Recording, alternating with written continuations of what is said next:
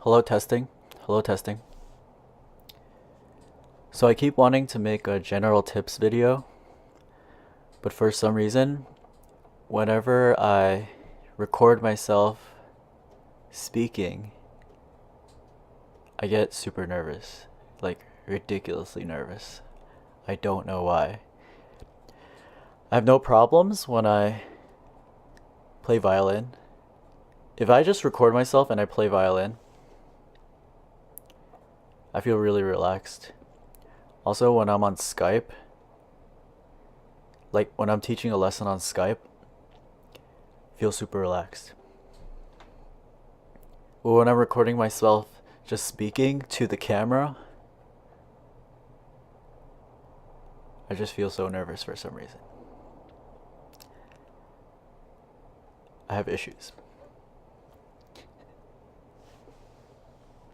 But I'm gonna just try anyway and just tough it out. So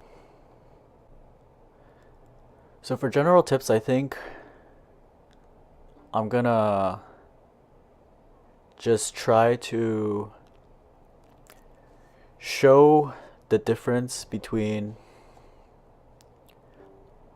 like what a beginner-ish sound will be like is like, and what a more experienced player's sound is like, and then I will try to describe the difference, like what it feels like. So this video is not gonna be for everybody, but it might help a lot of people. I don't know. So, for example, a beginner might play something like this.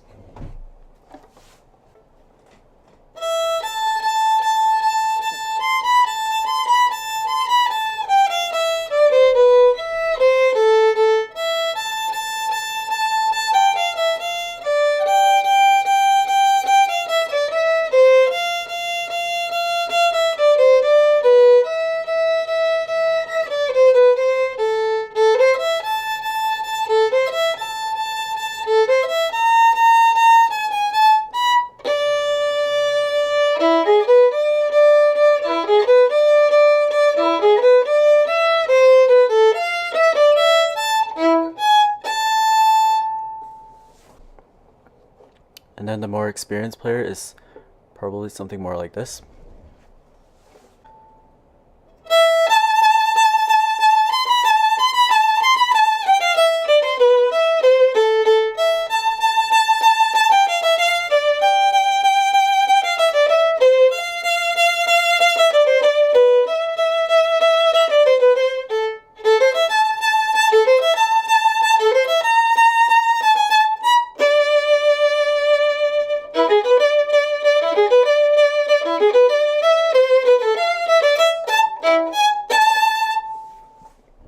I kind of forgot how long to hold the D. So, sorry.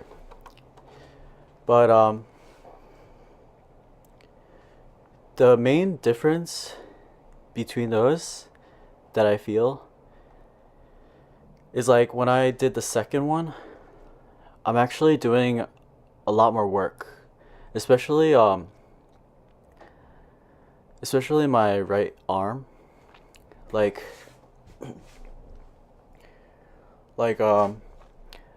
my bow, with my bow I'm swinging like so much harder. Like with the first one it's like and I'm using a lot more in the second one. So in the second one I'm like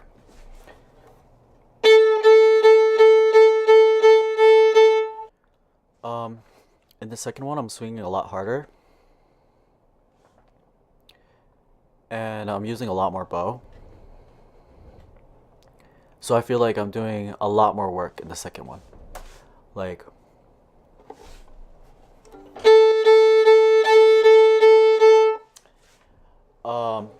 it takes, at first it might take like at first you might have to like focus your mind to like purposely break out of the shell. Cause like some people are like always stuck in like s- moving their bow very slowly, like,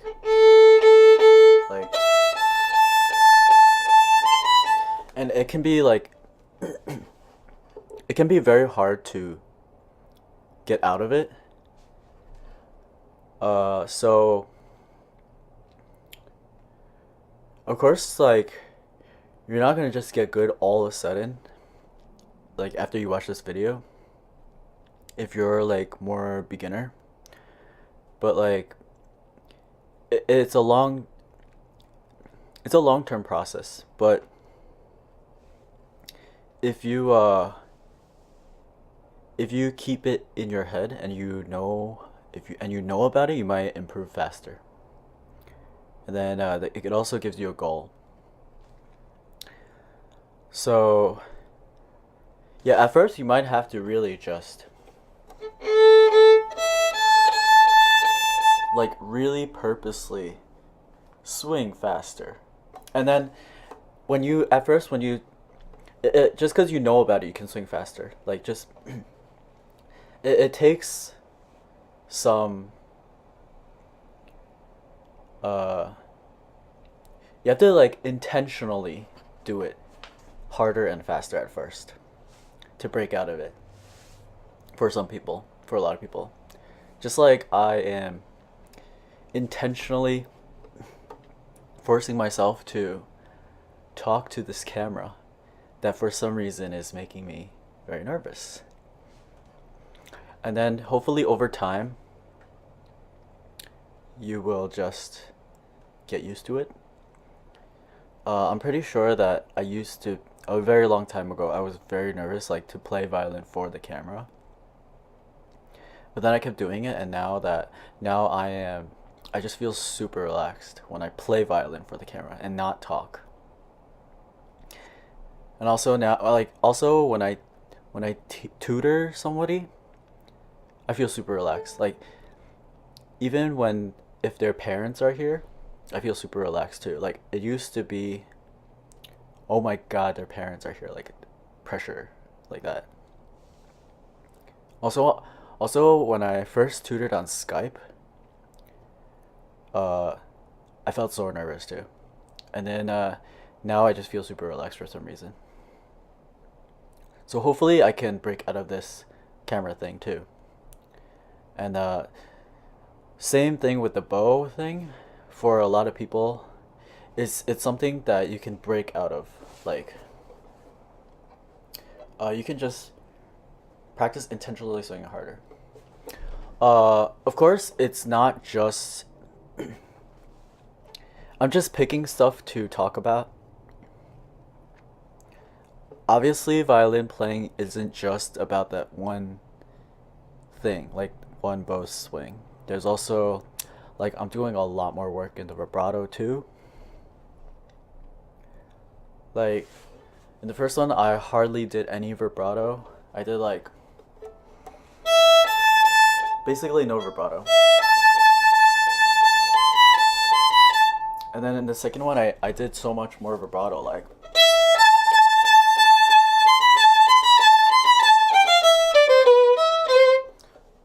And like, almost on every note, I try to do some, even like just one wiggle. And it's seriously like a lot more work for the second one than the first one.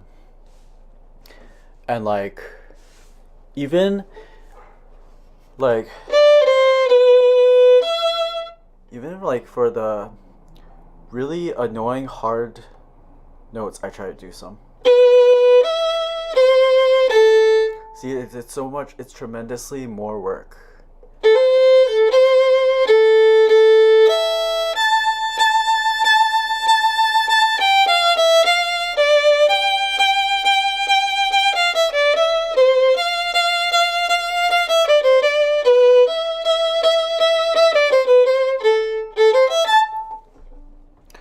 Also, in the first one, I'm very loose about my rhythm.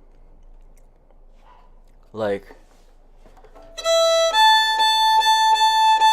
it's not exactly even. And in the second one, I'm trying to make myself, I'm like conscious of it. I try to be more conscious of it. And like, I try to make myself more disciplined about the rhythm. Like, really, like when it's supposed to be even, I really try to make it even. Like,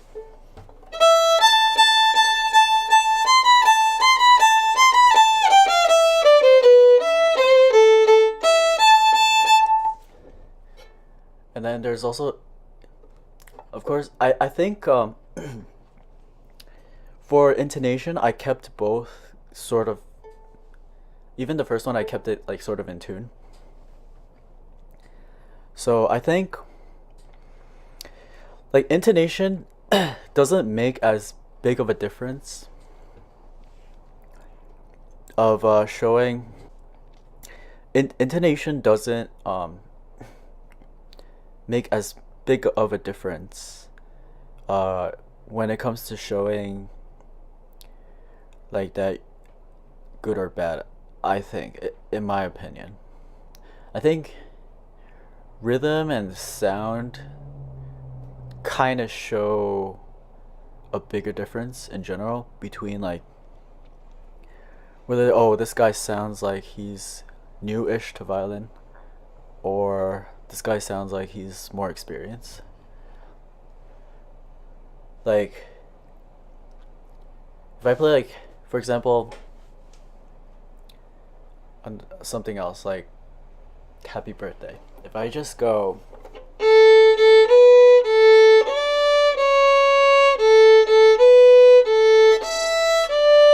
see, like, I'm a little bit I'm playing in tune, but my rhythm is kind of loose, is quite loose, and I'm swinging very lightly, like timid.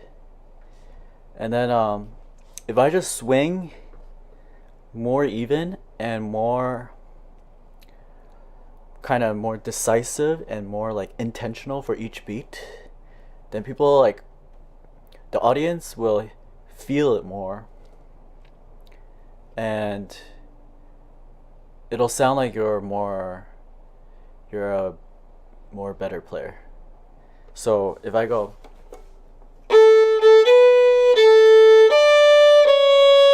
see, I'm not like doing any vibrato or anything.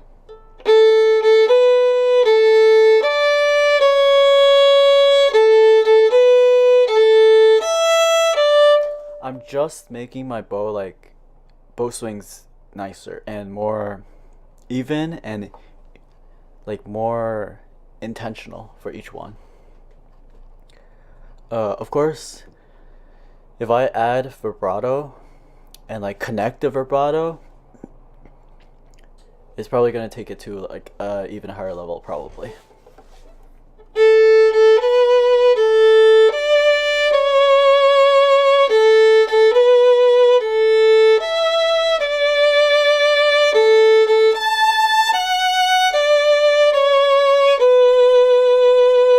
For example. So I think that is my general tips. Of course, violin practice is it's a very long process. I would say that it's a lifelong process. Like, you just keep getting better forever until you die. Kinda. It's kind of like that.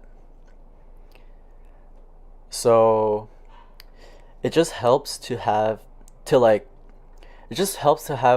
specific goals in your head when you're practicing or training, or yeah.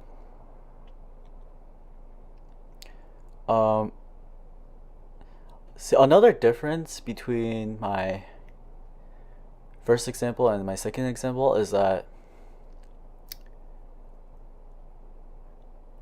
I don't know, I think I just want to talk about the difference between the bow for now.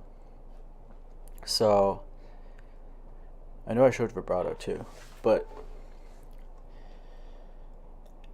like when my bow is good, I can show that like the sound is growing also. When I go like slow to fast, like that, or fast to slow.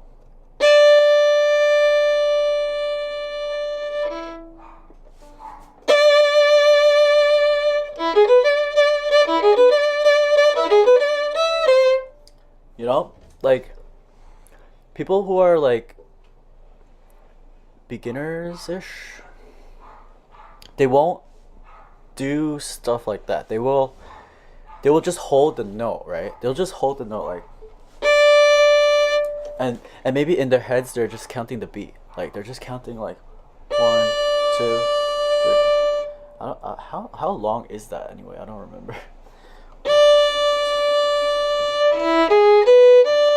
Maybe they just hold and probably counting, and then when it's time they just go on, and then they're not worried about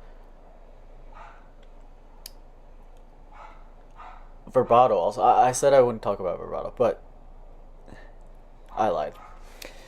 So like for vibrato, for the second example, I'm focused on connecting the vibrato too. So if I'm vibratoing, also of course, like for beginners, they might not even vibrato, and then second, if they do a little vibrato, a lot of time that the vibrato is like cut off in the middle of a note. So it might be like that. What you want to do is you want to vibrato to the last. It's really hard to do, obviously, but you want to vibrato to the last second of each note, and then connect to vibrato as if the vibrato never got broken. Like, see? It sounds more like professional.